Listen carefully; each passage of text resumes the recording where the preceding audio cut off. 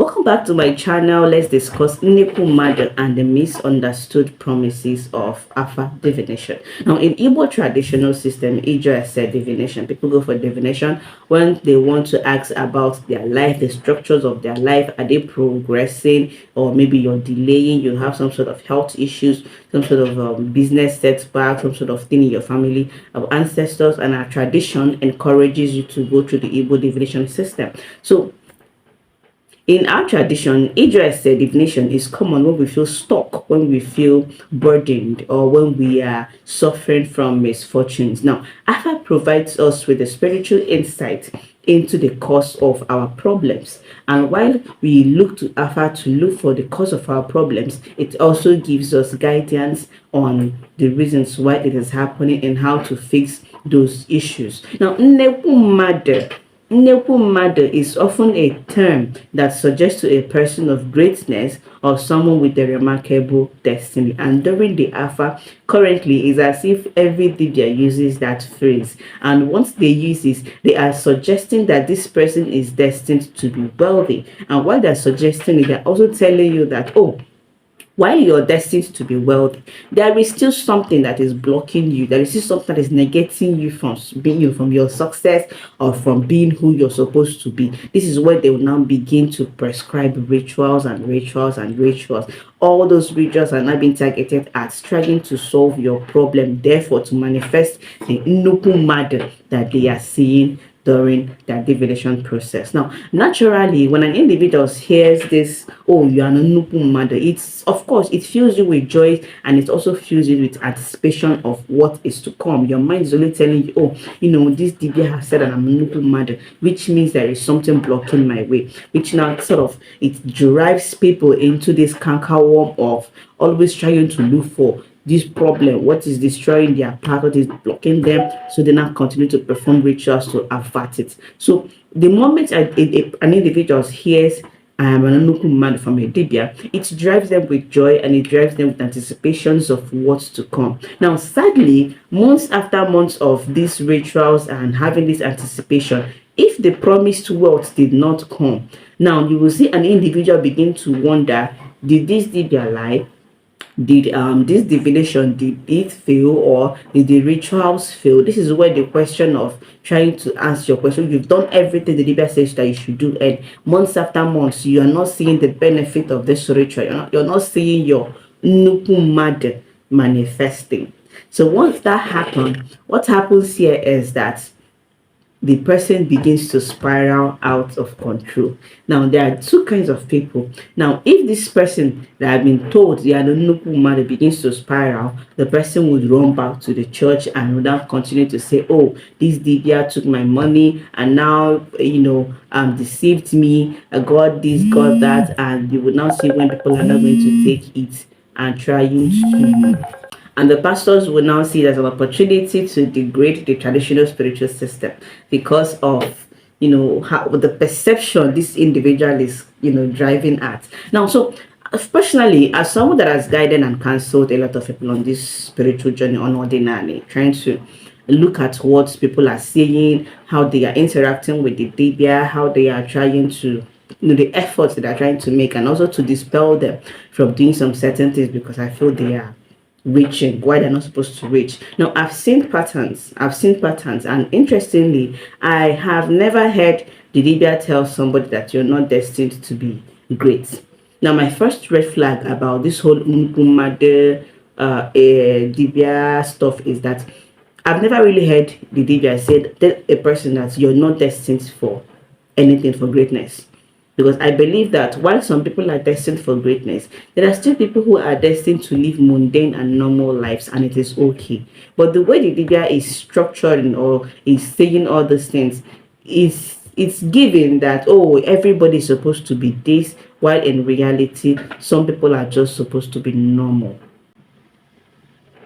So what I now tell people here is that because I've never heard the Dibia tell people that, oh, you're not destined to be great. I also tell people that while you listen to the Dibia, also bear it in mind that you're supposed to also use your mind to operate. Because for some people, no matter how frequent you perform rituals, no matter how frequent you try to do some certain things, you will never be great. You will just live a decent, good, and wholesome life. And that's just what your chi have actually prepared for you. But in this day and age, the Dibia is practically telling everybody that cares to know that they are supposed to be Nnukwu. But in reality, some people are just supposed to be normal and living their life. So what is now the right approach when you go for divination? Now, first of all, remember that our ancestors believed that Dibia na agbafa ofeka na agbuche, which means that while the Dibia is communicating, you as an individual, you're also supposed to be, having a moment of self-reflection. Now, the reason why here is because while Afa is a spiritual system, the means of communicating, the means of getting those information requires a human interaction. And because human beings are in the middle, they're like middlemen between the spirit and us. Because the Dibia happens to be a human being, it means that the Dibia's self-interest can be represented. The Dibia's the things he's not supposed to, maybe somebody that has defiled his office, it is also going to be taken into consideration. So because of the human intervention or interaction between Afa and the person that is seeking for a solution, it requires that you take everything the Dibia says with a pinch of salt. So what is the right approach? Now, this approach here gives, we need to remember that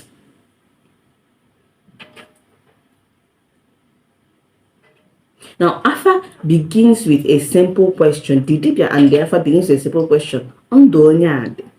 So let's start from the beginning. They ask what?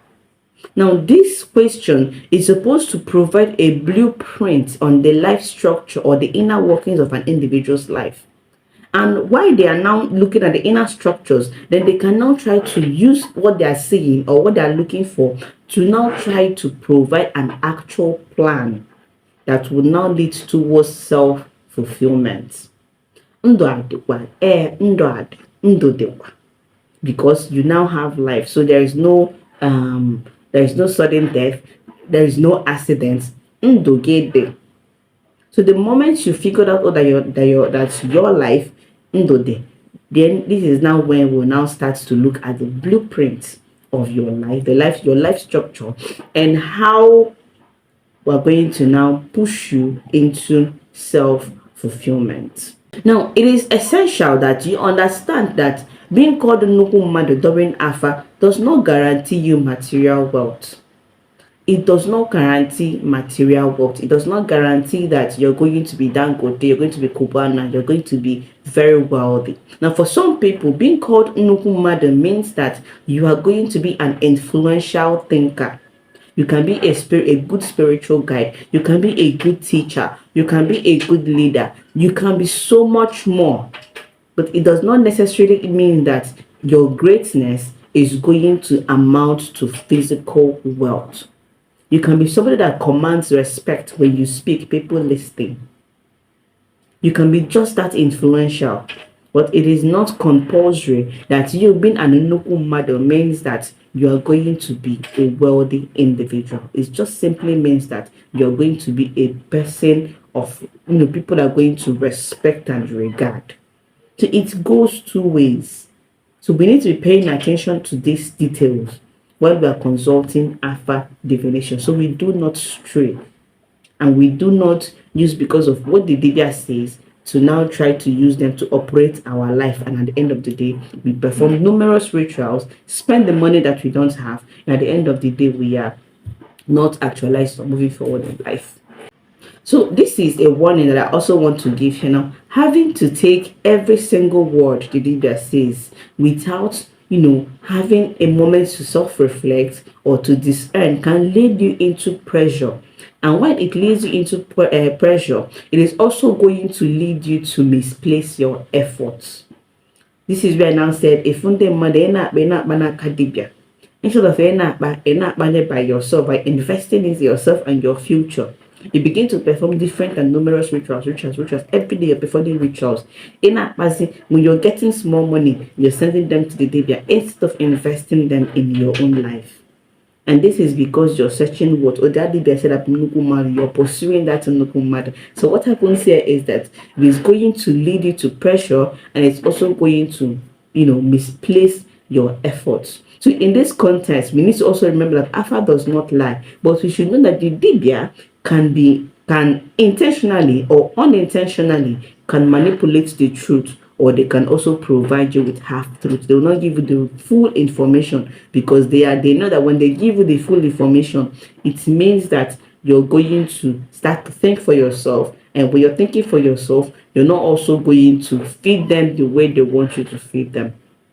So Nnukwu Mmadu can be a trap for you. They can trap you with that word Nnukwu Mmadu. So for you not to be trapped to that in that word of Nnukwu Mmadu, you need to discern. You need to be careful. And remember, Dibia na agba afa, ina abu uche.